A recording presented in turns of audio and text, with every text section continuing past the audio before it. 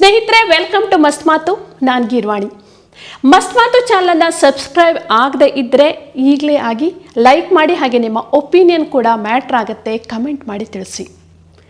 ಕಳೆದ ಸಂಚಿಕೆಯಲ್ಲಿ heat wave ಬಗ್ಗೆ ಮಾತಾಡ್ತಾ ಇದ್ವಿ. ಹೀಟ್ ವೇವ್ ಹೀಗೆ ಬಂದು ಹಾಗೋಗೋ ಅಂಥದ್ದಲ್ಲ, ಅದೊಂದು ಲಾಂಗ್ ಟರ್ಮ್ ಎಫೆಕ್ಟ್ ಮಾಡೇ ಮಾಡುತ್ತೆ. ಅಬ್ಬಬ್ಬಾ, ಬೇಸಿಗೆ ಕಳೀತು ಅನ್ಕೋಬೇಡಿ. ಈ ಸಲನೂ ಮಳೆ ಏನಾದರೂ ಕೈ ಕೊಟ್ಟರೆ ಮುಂದಿನ ವರ್ಷ ಬೇಸಿಗೆ ಇದಕ್ಕಿಂತಲೂ ಟಫ್ ಆಗಿರುತ್ತೆ. ಹಾಗಾದರೆ ಅಂಥದ್ದೇನಾಗತ್ತೆ? ಈ ಸಲವೇ 51-52ಕ್ಕೆ ಹೋಗಿರೋ ಟೆಂಪ್ರೇಚರ್ ಮುಂದಿನ ಬೇಸಿಗೆಯಲ್ಲಿ ನಾವ್ಯಾರು ಇಮ್ಯಾಜಿನ್ ಮಾಡದೇ ಇರೋಷ್ಟು, ಹಿಂದ್ಯಾವತ್ತೂ ಕಾಣದೇ ಇರೋಷ್ಟು ಆ ಲೆವೆಲ್ಗೆ ಹೋಗ್ಬೋದು. Official highest recorded temperature of the world is 56.7. Just imagine ಮಾಡ್ಕೊಳ್ಳಿ, ಟೆಂಪ್ರೇಚರ್ ಏನಾದರೂ 56ರಿಂದ 60 ಡಿಗ್ರಿಗೆ ಹೋದರೆ ಏನಾಗುತ್ತೆ? ನೋಡೋಕ್ಕೆ ನಾವು ಯಾರು ಉಳಿದಿರಲ್ಲ ಬಿಡಿ. ಆದರೆ 50 ಡಿಗ್ರಿಗೆ ಹೋದ ಟೆಂಪ್ರೇಚರ್ ಒಂದಿನ 70 ಡಿಗ್ರಿಗೂ ಹೋಗ್ಬೋದು. ಹೀಟ್ ವೇವ್ನಿಂದ ಇಂಡಿಯನ್ಸ್ ಬಡವರಾಗ್ತಾರೆ, ಇಂಡಿಯಾದ ಆರ್ಥಿಕತೆ ಕುಸಿಯುತ್ತೆ, ಜನರ ಮಾನಸಿಕ ಆರೋಗ್ಯದ ಮೇಲೂ ಎಫೆಕ್ಟ್ ಆಗುತ್ತೆ. ವಿಪರೀತ ಸೆಕೆಗೆ ಇಷ್ಟೆಲ್ಲ ಆಗತ್ತಾ ಕೇಳಿದ್ರಾ? ಅದ್ರ ಬಗ್ಗೆನೇ ಹೇಳ್ತೀನಿ. ಅದಕ್ಕೂ ಮೊದಲು ಇನ್ನೊಂದು ಇಂಟ್ರೆಸ್ಟಿಂಗ್ ಆದ ಸಂಗತಿ ಹೇಳ್ತೀನಿ ಕೇಳಿ.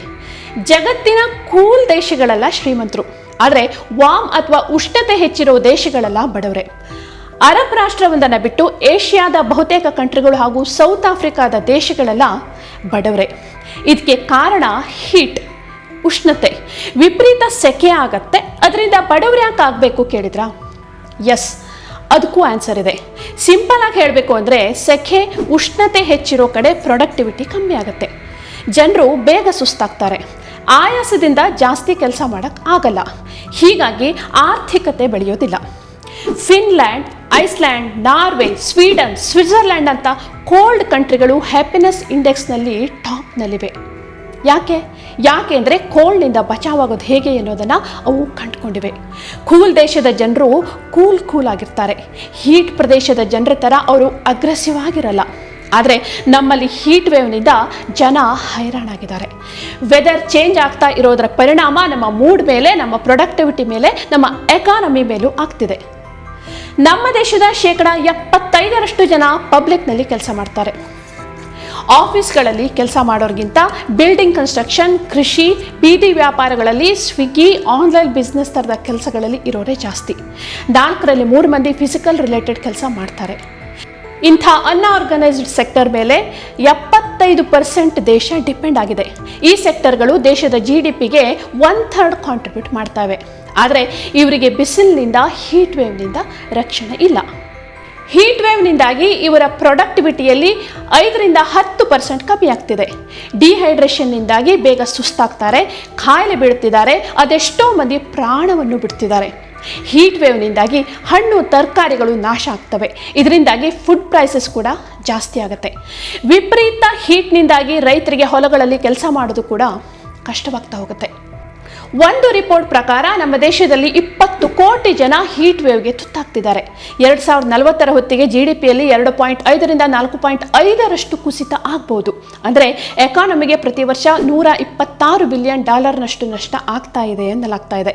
2047ಕ್ಕೆ ಭಾರತ ಡೆವಲಪ್ಡ್ ಕಂಟ್ರಿ ಆಗಲಿಕ್ಕಿದೆ ಅಂತಿದ್ದಾರೆ ನಮ್ಮ ಲೀಡರ್ಸ್. ಆದರೆ ಎನ್ವಿರಾನ್ಮೆಂಟಲ್ ಚೇಂಜಸ್ನ ಯಾರೂ ಅಡ್ರೆಸ್ ಮಾಡ್ತಾ ಇಲ್ಲ. ಹೀಟ್ ವೇವ್ ಅಂತೂ ಬಂದೇ ಬರುತ್ತೆ, ಅದರಿಂದ ಇಷ್ಟೆಲ್ಲ ಪರಿಣಾಮಗಳು ಆಗತ್ವೆ. ಇದೆಲ್ಲ ನಮ್ಮ ಲೀಡರ್ಸ್ಗೆ ಗೊತ್ತಿಲ್ಲದೆ ಇರೋದಾ? ಗೊತ್ತಿದೆ, ಆದರೆ ಎನ್ವಿರಾನ್ಮೆಂಟ್ ಫಸ್ಟ್ ಪ್ರಿಫರೆನ್ಸ್ ಅಲ್ಲ. ನಾವು ಪ್ರಿಫರೆನ್ಸ್ ಕೊಡದೆ ಹೋದರೆ ಅದು ತನ್ನ ಪಾಡಿಗೆ ಚೇಂಜ್ ಆಗ್ತಾನೆ ಹೋಗುತ್ತೆ. ಅದರ ಎಫೆಕ್ಟ್ ನಮ್ಮ ಮೇಲೂ ಆಗತ್ತೆ, ನಮ್ಮ ಆರ್ಥಿಕತೆ ಮೇಲೂ ಆಗತ್ತೆ.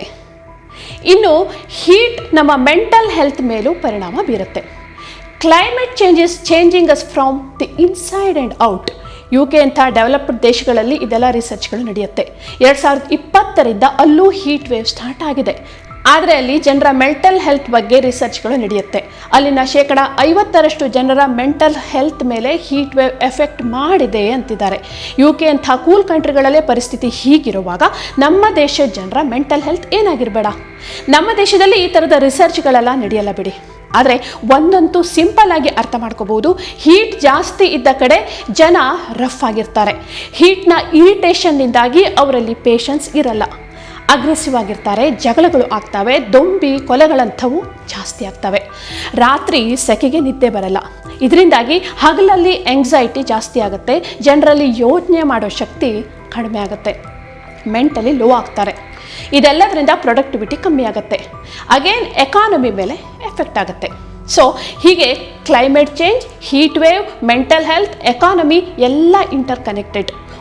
ಒಂದರಿಂದ ಒಂದು ಎಫೆಕ್ಟ್ಗಳು ಆಗ್ತಾನೆ ಹೋಗುತ್ತೆ. ಸುಮ್ಮನೆ ಸೆಕೆಗೆ ಇಷ್ಟೆಲ್ಲ ಆಗತ್ತಾ ಕೇಳಬೇಡಿ. ಇದು ಬರೀ ಸೆಕೆ ಅಷ್ಟೇ ಅಲ್ಲ, ಗ್ಲೋಬಲ್ ವಾರ್ಮಿಂಗ್.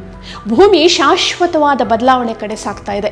ಭೂಮಿಯ ವಾತಾವರಣ ಮೊದಲಿನಂತಿಲ್ಲ. ಇದಕ್ಕೆಲ್ಲ ನೇರ ಹೊಣೆ ನಾವು ಮನುಷ್ಯರು. ಆದರೆ ಅನುಭವಿಸೋದು ಮಾತ್ರ ಎಲ್ಲ ಪ್ರಾಣಿ ಪಕ್ಷಿಗಳು, ಪ್ರಕೃತಿ ಕೂಡ. ಈ ನಡುವೆ ಒಂದೇ ಒಂದು ಹೋಪ್ ಏನಂದರೆ, ಹೀಟ್ ವೇವ್ ಕಂಡೀಷನ್ ಕ್ರಿಯೇಟ್ ಆಗಿದ್ದು ಎಲ್ನಿನೋದಿಂದಾಗಿ. ಆಗಸ್ಟ್ ಹೊತ್ತಿಗೆ ಎಲ್ನಿನೋ ಕಡಿಮೆಯಾಗಿ ಲಾನಿನೋ ಕಂಡೀಷನ್ ಕ್ರಿಯೇಟ್ ಆಗುತ್ತೆ. ಆಗ ಚೆನ್ನಾಗಿ ಮಳೆ ಆಗಲಿದೆ ಅಂತಿದ್ದಾರೆ ವರ್ಲ್ಡ್ ವೆದರ್ ರಿಪೋರ್ಟ್ಗಳು. ಏನಾಗುತ್ತೆ ಕಾದು ನೋಡಬೇಕಷ್ಟೇ. ನಮಸ್ಕಾರ.